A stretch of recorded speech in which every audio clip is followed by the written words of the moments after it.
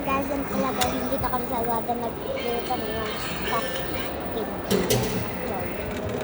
Sarap na yun. Magandang pinili. Nagkamali ako. Hindi ko dapat kayo sinigawan. Pinalayas ko ako ng aking stepmother sa bahay. Wala na po akong yan. Marunong naman po akong lumaban. Tanggapin mo ako. Sige. Dahil yan sa pagpipilit mong sumama sa akin. Ngayon gusto mo nang umalis dito. Hindi yan nakasalalay sa iyo. Akala ni Shang-Chi, sasalubungin siya ng isang salo-salo ang dalaga. Subalit, pagkapasok pa lang niya, ay binigyan na siya ng pampag. Hindi lagi mag-ano ba? Pagkagising niya, nakagapos na ang binata. Wala ko sila nga na Hindi niya magiging masunurin magpuro ang mo naman binatang sa ito. inyo.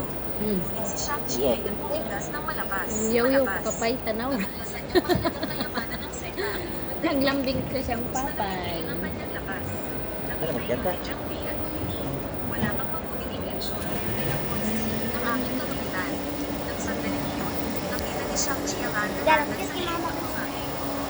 Iyak niya ang babae ito ang ikatlong kamanin niya.